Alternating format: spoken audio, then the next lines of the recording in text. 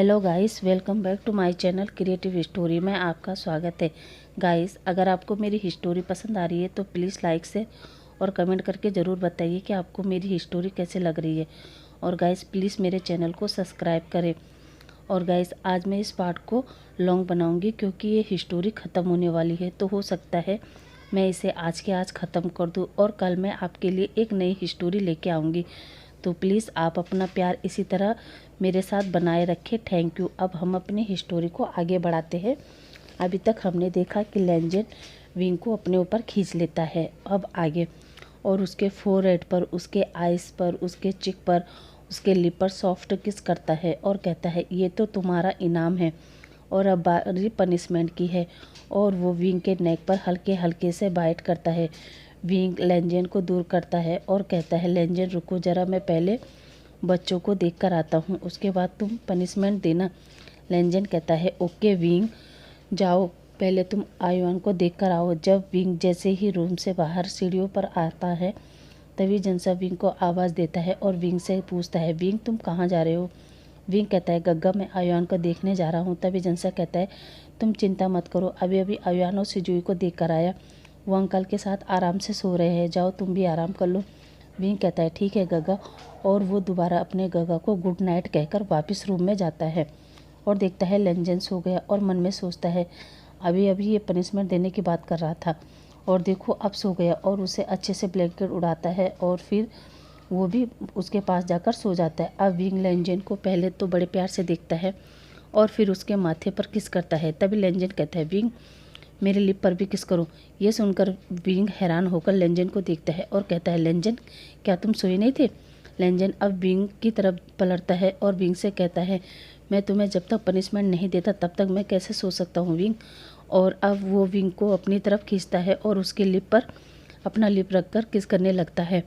पहले तो लेंजन बिल्कुल सॉफ्ट किस कर रहा था, पर बाद में वो एक अग्रेसिव किस बन जाता है और लेंजन विंग को पैशनेट किस करते करते उसके नेक पर आ जाता है और विंग के नेक पर उसे किस बाइट करने लगता है। और अब वो विंग के शर्ट के 3 बटन को ओपन करता है और उसके चेस्ट पर उसे लिक सक बाइट करने लगता है, जिससे विंग मौन करने लगता है। ये देखकर लेंजन को अपने शरीर में एक अलग ही सेंसेशन होती है और वो विंग को और भी पैशनेट तरीके से उसे लिक सक करने लगता है। अब लेंजन धीरे धीरे विंग को अनड्रेस कर देता है और विंग की अपर बॉडी लेंजन के सामने विजुअल हो गई।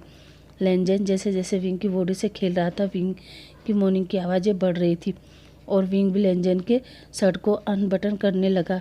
अब कुछ देर बाद में दोनों एक दूसरे के सामने बिल्कुल निकट थे। अब दोनों ही एक दूसरे को लिक सक बाइट कर रहे थे।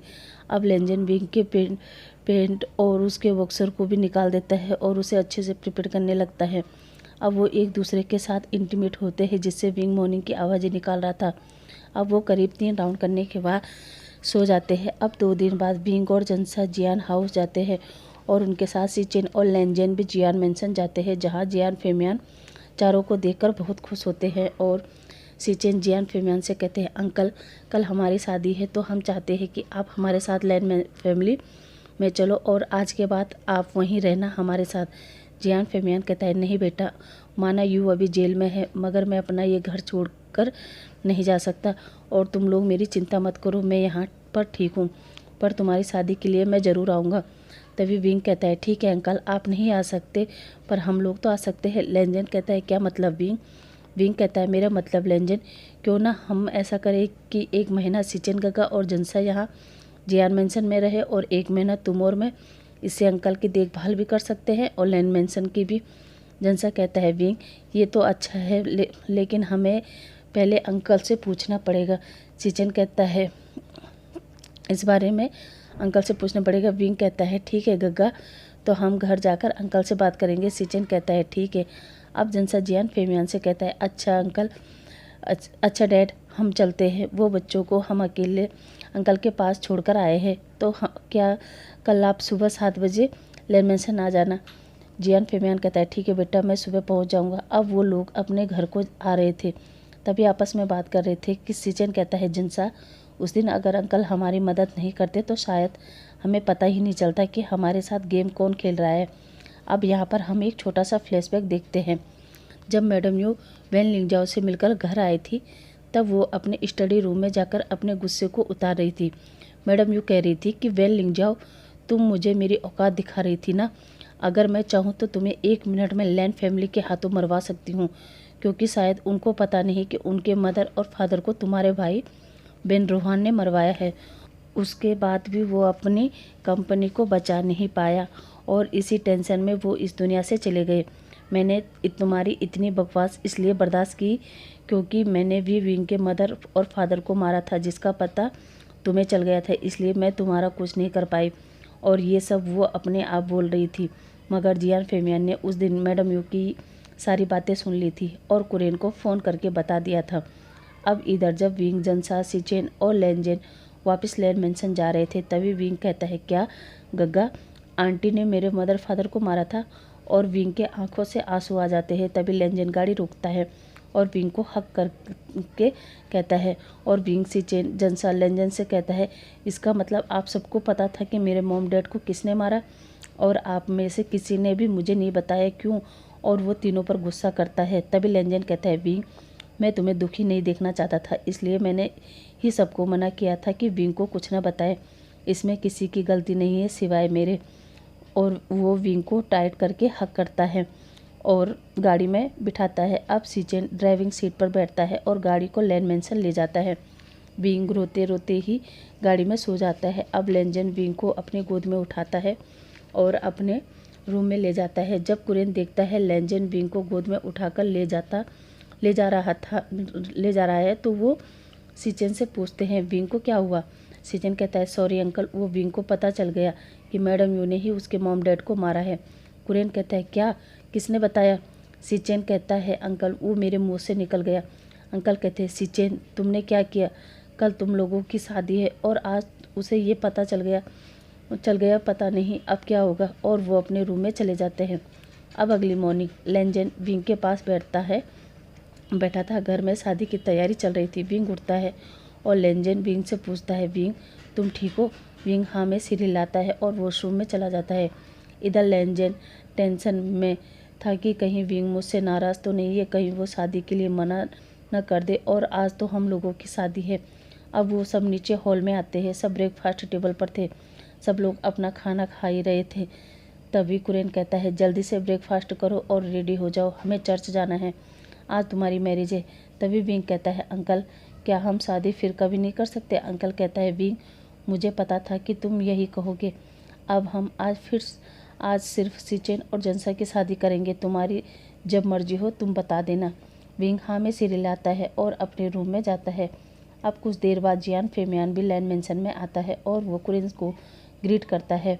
और कुरेन कहता है, अरे आप लोग तैयार नहीं हो? क्या हुआ? कुरेन कहता है, कुछ नहीं, अभी सब लोग आते ही होंगे, फिर हम चर्च के लिए निकलते हैं। जियान फेमियन कहते हैं, अच्छा, क्या मैं विंग से मिल सकता हूँ? मुझे उसके वेडिंग से पहले उसे उसका गिफ्ट देना है। कुरेन कहता है, सॉरी मिस्टर जियान फेमियन, पर आज हम केवल जनसा और सिचेन की शादी कर रहे हैं। विंग ने अभी शादी के लिए मना कर दिया है। जियान फेमियन कहते हैं, क्या? पर क्यों? कुरेन कहता है, उसे उसके मदर फादर के बारे में कल सब पता चल गया, तो वो आज कैसे शादी कर सकता है? जियान फेमियन ये सुनकर शौक हो जाते हैं और थोड़ी देर में वो अपनी सेंस में वापस आते हैं और कहते हैं, क्या मैं विंग से बात कर सकता हूँ? कुरेन कहता है, हाँ, वो अपने कमरे में है। अब जियान फेमियन विंग के कमरे में जाते हैं और विंग को आवाज़ देते हैं। विंग पीछे मुड़कर देखता है और अपने अंकल को हक करता है और रोने लगता है। जियान फेमियन कहता है, विंग, मुझे माफ़ कर दो बेटा, मुझे मालूम नहीं था कि यू ने तुम्हारे साथ इतना बुरा किया है, मगर विंग, अब तो उसको उसके पापों की सज़ा मिल चुकी है।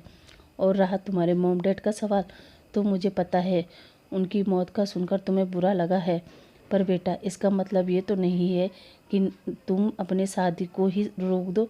पता है तुम्हें, अगर तुम्हारे माँ बाप जिंदा होते तो तुम्हारी शादी बड़े धूमधाम से करते और तुम्हें अच्छे से लेनजेन के साथ भेजते। मुझे पता है विंग, लेनजेन ने तुम्हें ये बात क्यों नहीं बताई, क्योंकि वो तुम्हें बहुत प्यार करता है और वो जानता है कि तुमने बचपन से क्या क्या झेला है, इसलिए उसने तुम्हें ये बात नहीं बताई। और एक बात मुझे बताओ, क्या लेनजेन में कोई कमी है? क्या उसने कभी तुम्हारी खुशियों का ख्याल नहीं रखा? तो तुम्हारा भी तो फ़र्ज़ बनता है ना बेटा, तुम भी उसे खुशी दो। उसने भी तो अपने मॉम डैड को खोया है, लेकिन उसने तुम्हारी आंखों में कभी आंसू नहीं आने दिया। और वो आज तुमसे शादी करने के लिए कितना खुश था। और तुमने क्या किया, तुमने मना कर दिया कि तुम्हें शादी नहीं करना है। बेटा, आज तुम्हारे मॉम डैड जहाँ भी होंगे उन्हें भी दुख हो रहा होगा कि उनका बेटा उनकी खातिर शादी नहीं कर रहा है। जियान फेबियान कहता है, खैर बेटा, वो तुम्हारी मर्जी है, पर मैं तोहफा लाया था तुम्हारे लिए।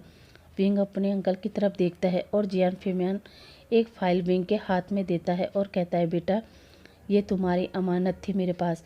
विंग के आंखों में आंसू थे और कहता है, अंकल ये क्या है। जियान फेबियान कहता है, बेटा, ये तुम्हारी प्रॉपर्टी के पेपर है और आज से ये सारी प्रॉपर्टी तुम्हारी है। अब तुम अपनी प्रॉपर्टी संभालो।